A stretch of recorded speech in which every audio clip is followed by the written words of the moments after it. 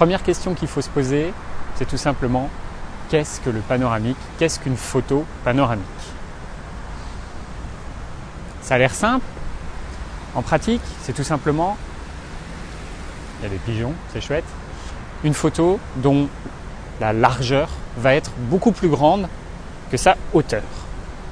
Alors, beaucoup plus grande de combien? Il faut savoir qu'une photo traditionnelle, faite par un compact, c'est un rapport de 4 tiers. Ça veut dire que la largeur va être de 4 unités pour une hauteur de 3 unités.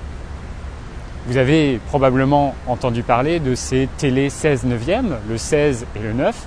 Ça veut tout simplement dire qu'on a une largeur, donc une longueur plutôt à l'horizontale de 16 unités pour un équivalent de 9 unités à la verticale. Prenons un exemple concret, une télé de 96 cm de long, ça va être 6 x 16, quelque chose comme ça, si je calcule bien. Donc c'est en centimètres. Donc 6 x 16, 96. Et à la verticale, je vais avoir mon 9 à la place du 16 et fois ce même nombre, donc 6, parce que c'est, voilà, pour obtenir mon 96 de hauteur au départ, il fallait multiplier 16 par 6. 6 x 16, 96. Et bref, à la verticale, 6 x 9, je vous laisse faire le calcul. Allez, donc l'idée, c'est cette notion de ratio, c'est le rapport entre la longueur et la hauteur. Un réflexe traditionnel de ce type-là, et qu'il soit capteur APS-C ou 24-36, 24-36, tiens. 24-36, est-ce que ça ne serait pas un ratio? Mais si, tout simplement. On a un capteur qui fait 36 mm de long pour 24 de haut. C'était déjà le cas des pellicules. Alors combien ça fait 24 divisé par 36? Ça fait un rapport de 3,5. Je vous laisse faire les calculs. On a en gros une image qui est 3 unités en longueur ou en largeur, ça dépend comment vous l'appelez, et 2 à la verticale. La photo panoramique, c'est justement aller plus loin que ces rapports qui sont finalement assez carrés. Entre quelque chose qui fait 3 de haut, je vais y arriver, 3 de large et 2 de haut, c'est pas très différent. La base de la photo panoramique, c'est un rapport de 3 par 1. Ça veut dire que si votre image elle fait 10 cm de haut, elle fera 30 cm de large.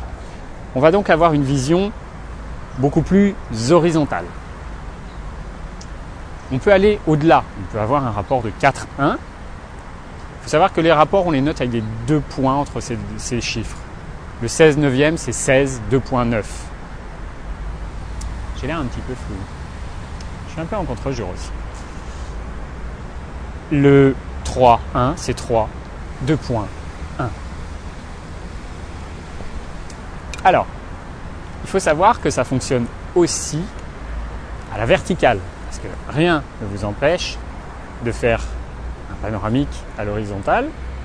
Enfin, rien ne vous force à faire un panoramique à l'horizontale. Vous pouvez aussi le faire à la verticale. Une image de 1 de large par 3 de haut, c'est aussi un panoramique. Généralement, on a tendance à penser que le panoramique, ça englobe vraiment un champ très très large, voire même jusqu'à 360 degrés. Je vous en reparlerai un petit peu plus loin, mais il faut faire très attention parce qu'on a souvent tendance à se perdre un petit peu dans tout ça, et plus on fait une image large et longue, donc si on atteint des rapports de 10 par 1 par exemple, une image qui ferait 1 mètre de long mais seulement 10 cm de haut, on atteint des proportions qui ne sont pas très agréables à regarder. Si vous faites un tirage d'1 mètre de long, c'est sympa, mais 10 cm de haut, c'est un peu tout petit. Il faut venir mettre son nez au ras de la photo pour la regarder et il faut se déplacer pour voir tous les détails. Sur écran, c'est pareil. Vous allez avoir une borne toute petite et vous ne verrez finalement pas grand-chose. C'est pour ça, je vous en reparlerai, qu'il faut faire attention à ce qu'on va mettre dans notre photo. Ça m'amène un petit peu à ce que je voulais dire ensuite. C'est le fait que la photo panoramique, c'est aussi un état d'esprit, une vision. Et c'est à vous de choisir ce que vous voulez mettre dans votre photo. Un panoramique s'applique par excellence quand vous ne pouvez pas, avec votre objectif, englober différents éléments que vous aimeriez voir sur une seule image en une seule photo. Typiquement, vous êtes à la montagne, vous avez un panorama, tiens donc, on retrouve le mot panneau, quelque chose. Un panorama superbe devant vous, et si vous faites une photo, ça ne sera pas suffisant pour retranscrire l'étendue de ce paysage. Il y a des tas d'autres possibilités, comme ici, en plein centre-ville, ça fonctionne aussi parce que j'ai peu de recul, je n'ai pas la possibilité de me mettre très très loin de mes immeubles, et si je veux qu'ils rentrent un petit peu dans mes photos, eh ben, je vais être tenté de faire des photos panoramiques, par exemple à la verticale pour les inclure, ou tout simplement à l'horizontale pour en englober plusieurs, parce que je n'ai pas forcément un super grand angle, je vous en reparlerai un peu plus tard, et j'ai surtout pas le recul nécessaire pour me permettre d'englober ces différents éléments.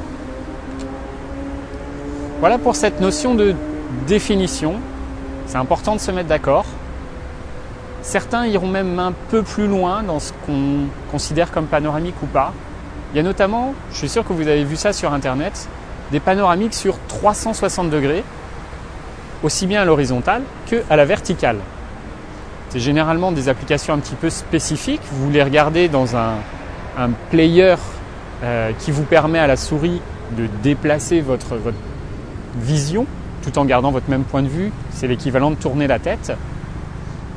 C'est quelque chose d'assez différent. J'en parlerai pas beaucoup aujourd'hui. C'est pas quelque chose que moi j'aime particulièrement. Je trouve que ça sort un petit peu du cadre de la photographie. Néanmoins, il faut savoir que ça existe et ça permet de faire des rendus assez spectaculaires, mais ça devient un petit peu compliqué.